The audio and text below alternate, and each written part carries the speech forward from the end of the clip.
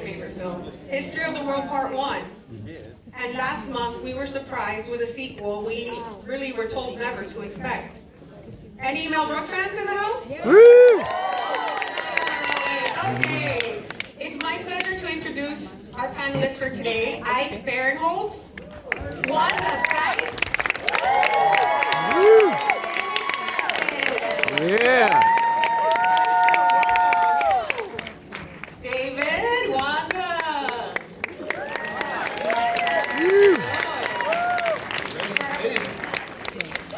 Well, this was just going to be a conversation between us. I didn't know you guys were going to be here. What a lovely surprise. Well, before we get started with this chat, here's a look at History of the World Part 2.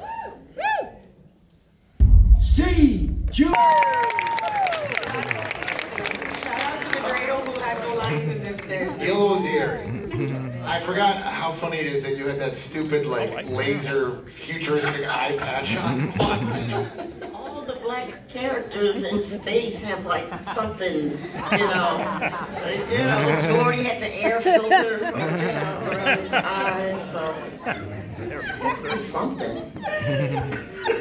So, as I mentioned earlier, this History of the World Part 1 was never meant to have a sequel, but here we are. Who do we have to thank for this journey, this new series? Mel Brooks. Mel Brooks would be the first person I would think of. Yeah, I mean, I was a huge fan of this movie growing up. I watched it too many times. Dave and I grew up together. We would watch it together as young boys. And so then, when a year and a half ago, when Nick Kroll, who couldn't be here today, called us and said, "Hey, do you want to do History of the World Part 2 with me, Mel Brooks, and Wanda Sykes?" I was like, yeah, sure, yes, please, thank you, yes. That's how it came together for us. You summed it up perfectly. Thank you. It was it. But I was telling you outside, it was the original movie came out in 1981. And so it's been a long time in the making. And our still photographer on set, this guy named Aaron, he told me that he went to go see his doctor for a checkup, and the doctor said, "Oh, what are you working on?" And he goes, "History of the World Part 2. And the doctor took off his glasses. And he goes, "When I was a young boy in my village in Iran, a man would come into town once a month with a big suitcase that had VHS tapes. And he brought History of the World Part 1. And my brothers and I watched it." He goes, "For 10 years I would ask this man, when is Part 2 coming out?" So for this general practitioner in Beverly Hills, this one's for you, Bob. David, following up such a famous movie, right, from Mel Brooks, how do you create content, bring together the right sketches to where it's kind of like still in line with what we liked from the film, but also making it your own?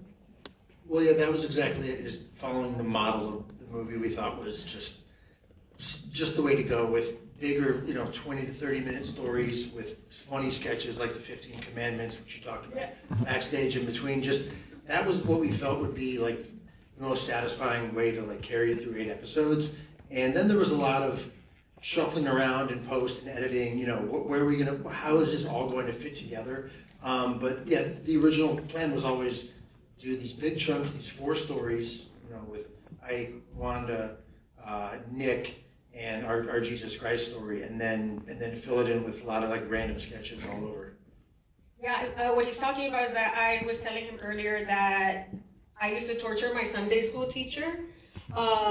She would talk about the 10 Commandments, and I'd say, "What do you mean 10? Don't you remember that there was 2 stones with commandments on it, except one broke?" God, she hated me.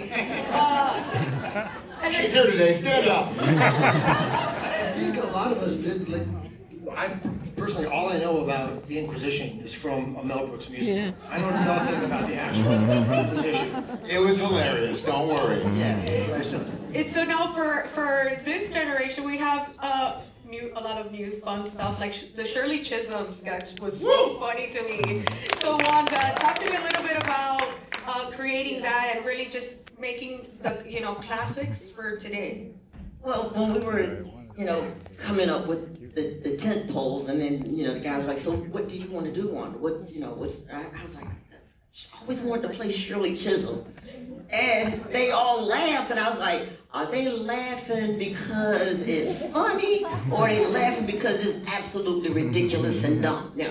But they were just jumped in on it, and Nick's dad actually worked on her campaign or something, right? Yeah. So yeah, and I was shooting the Upshaws during that time, and the guys were like, hey, we should do it as a 70s throwback, sitcom. And I was just like, that's genius. I would love to do that. So yeah, that's how that came about. Yeah.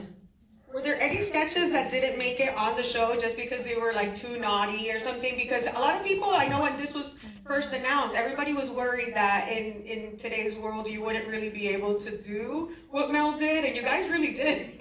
I think the Karma Sutra was pretty Pretty naughty. We had one I wanted to do about Pompeii. And when you look at the remains of Pompeii, there's a lot of people who look like they were having sex as the volcano hit. And so we wanted to do a sketch, but at that point we had already done Kama Sutra. We had a lot of sex sketches, and we had Freud. And so we're like, we'll save that maybe for season 2, maybe. Oh, wait a minute. After you fuck a phone, you're pretty much. Oh yeah, Alexander, once you have a man inventing a phone and then fucking it 5 minutes later, you're pretty much hitting the ceiling of sexual satire, I think. Did Deadline just confirm season 2? History of the World Part 3? I don't think confirm. I think we hope to do it, and everyone gets along, and even though Nick's not here, we still love him. Yeah. Very important. But I'm sure if they wanted us to, and we would love to. Absolutely. Yeah, sure. David, what insight can you give about what I was just talking about, like going into today's world where there's a lot of sensitivity, and you guys just kind of went all in and said F it? Yeah, I don't think there was a single conversation in the writer's room about what we should or shouldn't or could or couldn't do. I mean, we just, everyone just thought of, their best ideas, and we worked on them, and, hopefully the best rose to the top. But there was never any concern about, like, oh, we can't say this anymore. I mean, we didn't ever worry about that sort of Damn cancel culture.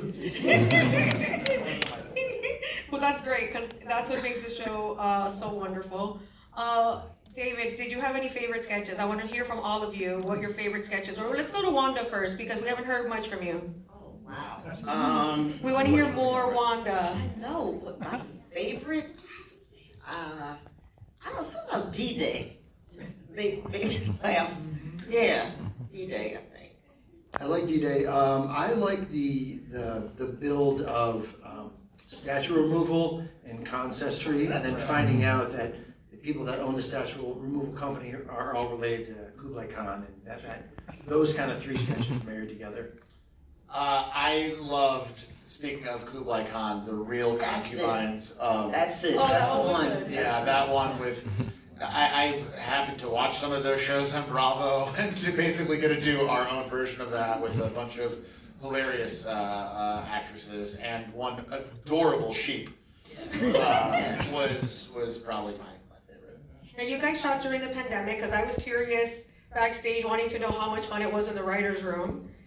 So what was it like zooming and collaborating during this time? I mean, it was, the first kind of chunk of writing was done over Zoom, because it was still pandemic-y. It's always better to be in person, but I think we had such a great group of writers that everyone just strapped in every day. You can't write too long on Zoom. You have to, I think, set limits, because otherwise your brain starts to melt. But I think we had just a great room who was super focused, and everyone got along. And then once production started, we were writing a ton in person and hugging each other after a great line. Some kissing. A little kissing. Depending on how good the line is. Like penny, I think is what We you all tested. If we would take a test, and if you wrote a joke that worked, you kiss everyone. That's how it worked.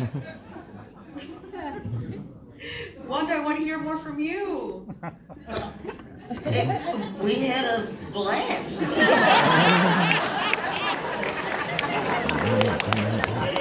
I'm sorry, maybe I'm obsessed. We have an open bar pouring mezcal back here, and they go, Wanda, talk some more. What was that?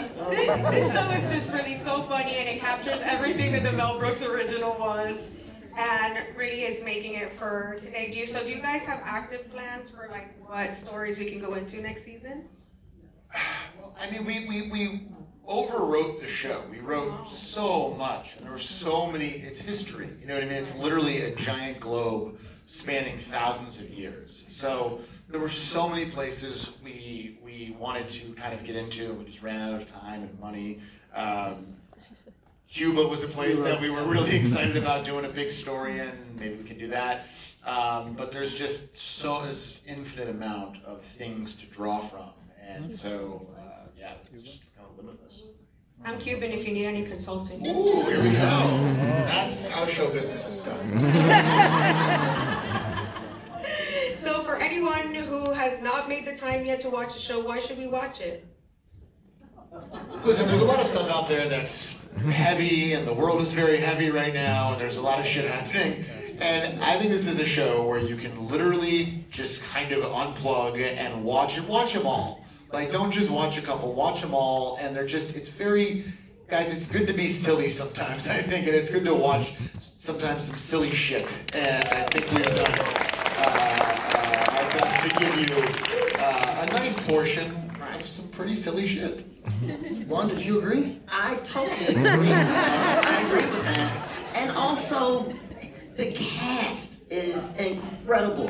You get to see some of your favorite people and just doing the most ridiculous, things. It doesn't matter if it's Dove Cameron or Richard Kind. We've got them all. Exactly.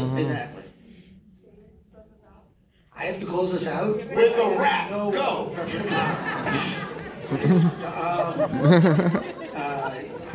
Yeah, the cast is incredible. We didn't talk enough about the cast. The cast is incredible. The crew is amazing, and we owe the streamers our money, guys. We have to keep paying the streamers. Pay the streamers, pay us. Yes. But watch the show. It's really just if you liked the movie, if you like the spirit of Mel Brooks, he signed off on this. So if you don't like it, you're basically disagreeing with Mel Brooks. Shame on you. And he told us when we first signed up to do this that he was only doing the show for the healthcare. Yeah. So Another thing that he really did say. healthcare, guys. That's all the time that we have left for today. Thank you so much for chatting with us. And History of the World War II is streaming